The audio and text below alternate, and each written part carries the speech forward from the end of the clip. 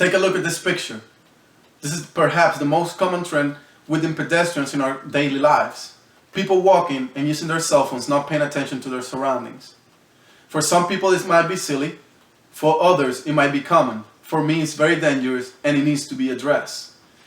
The story of Joshua Burwell, a man who fell to his death in San Diego, California in 2015, is a perfect example on why using a cell phone while walking is as dangerous as driving with a cell phone.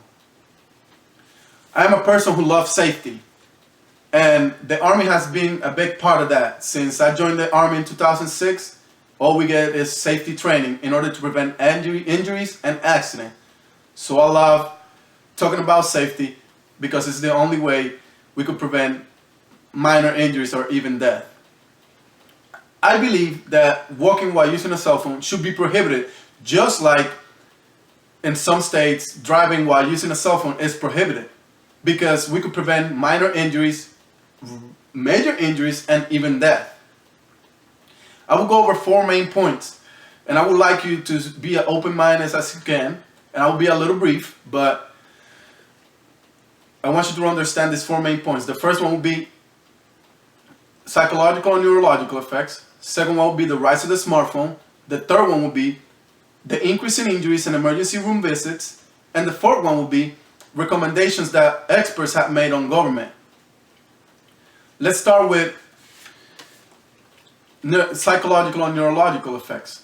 The Office of Compliance in 2010 quoted a study from Washington University on psychology that said a psychological effect when you're talking in the phone, it takes a toll on cognition and awareness. This means that when you're talking in a phone, your awareness around you is lost. Not completely lost, but it's mostly lost, and you don't know what's going on around you. You don't remember, you just keep going, and you focus on the conversation, but you don't focus around you. Another study from neurological scientist Adam Gazzali said that when you're talking on a cell phone, it takes auditory functions and visual functions in your brains. This means that you actually create a reality in your phone. If you're talking on the phone and you're walking around, you think everything is good around you, but it's actually not. The environment is changing. So we have to keep in mind that these psychological and neurological effects are very serious while we walking and using a phone. Now that we know some of the psychological and neurological effects, let's talk about that talking and texting are not the only hazards while using a cell phone. And when we're talking about rise of the smartphone. So let's start with the rise of the smartphone. The rise of the smartphone, according to Taylor Martin in 2014 on a blog, he posted that the iPhone is what, after the iPhone boom, that's what exploded the smartphone sales, and everyone has a smartphone now since 2007. It's been increasing. So this means now that these phones have more distractions than a regular phone had with texting and talking. And Dr. Nasser on June 13 said that this distraction could be social media, music applications, games, and you might think, wow, why are you bringing smartphones to this discussion? Well, if you look at this chart, in 2007, from 2007 and down, the injuries were in the hundreds. From 2007 and up, we almost double and triple. And this chart is only to 2010, so just imagine how much injuries and emergency room visits happened from 2011 to 2016. You could tell that by the distractions that are placed on smartphones now, we're getting more injuries than what we used to have than what we had when using a cell phone that only had talk and text. So now that we know the rise of the smartphone, let's talk about the increasing injuries on emergency visits. The increasing injuries are a big factor, and the most common person who are taking a toll is the 16 to 25-year-olds. they are at the most risk, according to Ohio State University in 2013. Dr. Nassar also pointed that we need to change the norms in order to decrease this visits to the hospital.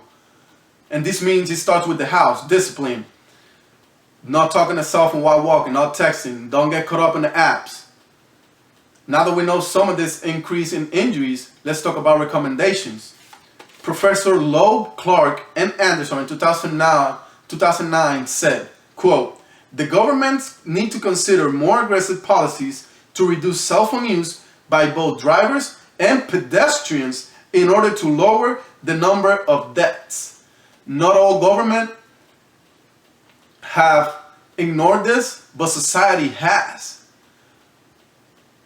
We need to understand that driving while using a cell phone is dangerous, and walking while using a cell phone is just as dangerous. And people just met that with outcry. We need to take action. Instead of getting mad, we need to talk and send letters to those guys, the lawmakers, and tell them, we support you guys. Keep doing what you're doing, because we support you and we want to prevent this minor accidents and even major accidents to happen to one of our loved ones. Because light posts, like you see in this picture that they did in London, that's not gonna cut it. I mean, what are you preventing with that? A broken face? Give me a break. We need to do something serious and let these people understand that doing this could take a toll on a family or on a single person. Now that we know some of the recommendations, we understand that talking, using a cell phone, getting caught up on mobile apps while walking is as dangerous as driving with a phone. We saw the neurological effects and psychological effects. We know that since the smartphone rise in 2007, they got more distractions than ever. We see the increase in the people that are most at risk, and we see the recommendations are clear. We need to act upon this, because if not, all we're gonna do is just see people getting hurt and sometimes even dying. And if we acted on driving and while using a cell phone, we need to act on pedestrians as well. To finish and cap this off, when you're using a cell phone, please stop. Do what you have to do before you finish, because we don't have laws right now. Until we get those laws, be safe for yourself and the people that you have at home.